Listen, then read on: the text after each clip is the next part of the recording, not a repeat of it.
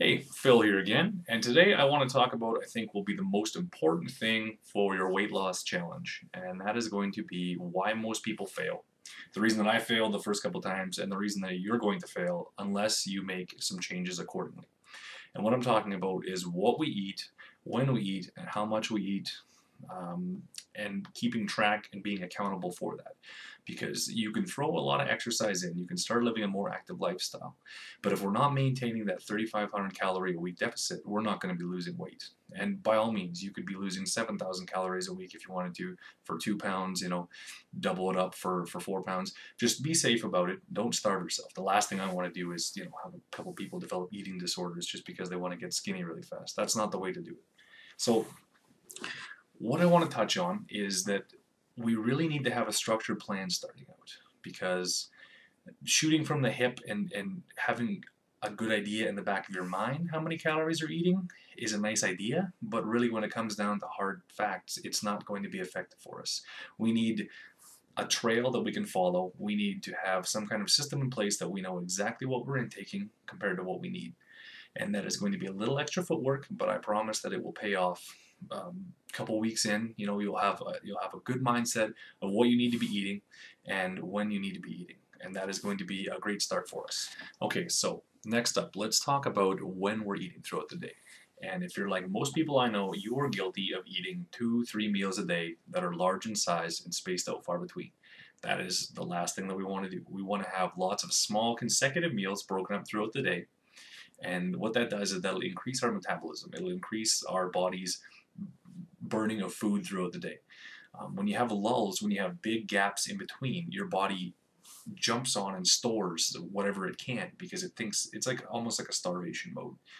Um, so if we can add in little bits of food at regular intervals, your body says, "Oh well, this isn't so bad. I've got lots of food coming in. It's okay to kick some more at the door. It's okay to use some more. Let's turn the temperature up." Um, the more regular you can eat, the easier your body will be able to regulate how much you've been eating, as opposed to if you eat a huge breakfast, you wait 4 or 5 hours, you have a small lunch, and then when you get home, just like so many people I know do, you have a giant supper. Whether you made it, your wife made it, just you have this giant meal, and then you sit down, you put your feet up, you watch some TV, and you go to bed. And that is, very counterintuitive to what we want to do. We want to break up our meals and divide them. So if we're taking in 2,000 calories in a day, divide that up. So you're having 5 meals, 6 meals, and then a derivative of what that 2,000 would be. I'm going to take you quick through my day.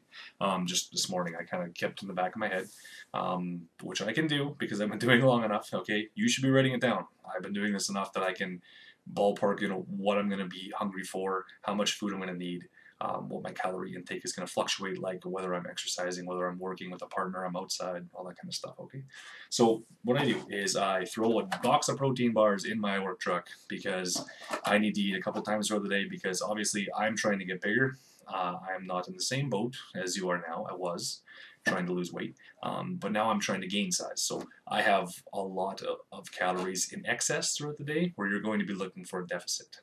Okay. So first off, I start with breakfast. I always have breakfast because breakfast is one of the most important meals of the day. It kickstarts your metabolism for the day. A lot of people will say that you need to work out on an empty stomach because it'll dip into your fat reserves, and that's a bold-faced lie. You don't want to do that. That's a terrible idea. If you go to the gym or you do something physical on an empty stomach, your body is going to get very faint, very weak, very fast. You're going to feel spacey. You're going to have a big problem with drive and motivation because there's just no nutrients for your body to pull on, and it's going to be a terrible experience. I've almost passed out a couple times at the gym just because I've waited 2, 3 hours, then gone and exercised when I should have had something to eat beforehand. Try to eat something about an hour before, not something huge, but just something that your body can use, some energy they can use. So I start out with a bowl of bran in the morning, very exciting, and I mix in a little bit of whey powder. Here's just an example brand. Again, I am shooting for muscular and large, so you may not exactly want to jump, whole 2 feet into the protein bandwagon. It is a nice addition to your daily meals because it can space out, if you have a breakfast and then you have like a protein shake with some fruit or something in it, and then you have lunch. That's a good bridgeway. That's a nice gap closer. So I also have my protein bars, and they are about 200 and some calories each. They're about $1 a piece at Costco if you buy them in bulk, well, if you buy a box, as opposed to $3 at like a gas station or something. So be very, very money conscious when you're planning out your day. Try to have affordable meal choices and not be, throwing money out of your wallet just for convenience sake. So I have my protein shake mid-morning after I have my breakfast, and then I have my bars if I get hungry, or if I'm doing a lot of physically intense work, I might need to fuel up. I will try to have another solid meal around lunchtime. So I'll usually go to like Quiznos, Subway, Pita Pit, that kind of thing. I'll eat half of it then. I'll save the other half for about 2 hours later, because if I eat the whole thing, you eat so fast that your body doesn't realize that it's full yet, but it is.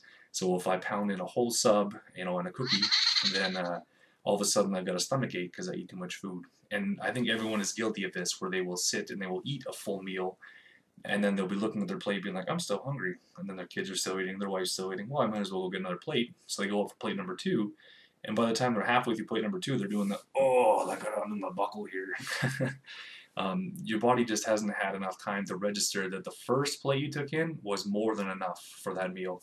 And then all of a sudden, again, we're ballooning out our calories for the day when we don't need to, we don't want to be. And we've just, slashed that day at the knees for losing weight. All right, next thing I want to touch on, we've got our eating plan down. We want to eat lots of meals throughout the day. We want to space them out, and we want to be conscious of how many calories are in each serving.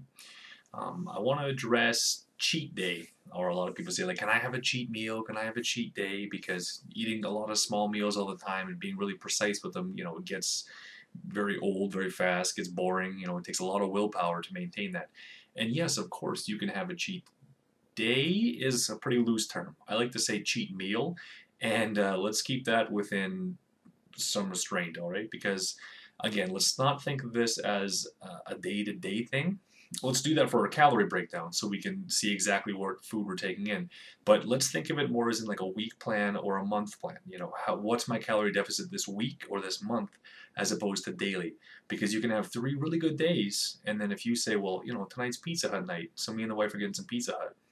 If you eat 5,000 calories with a pizza, in one night, plus what you had earlier in the day, you just wiped out 2, maybe 3 days of hard work. A lot of people say, like, well, if I eat a lot of cheat meals at once, it's just I'm gonna poop it out, or I'm gonna work it off. That's not how it works. That's why we need to be accountable. Okay, you just took in 6,000 calories, 5,000 calories. That's going into your body. That's not mysteriously disappearing. That is erasing hard work that you did previously. So it's okay to have a cheat meal. If you want to go for a hamburger, you want to go for fries, whatever it is, just write down how many calories it was. A lot of restaurants you can look it up at, or they'll have information there or on the internet. Just be accountable. Please be accountable.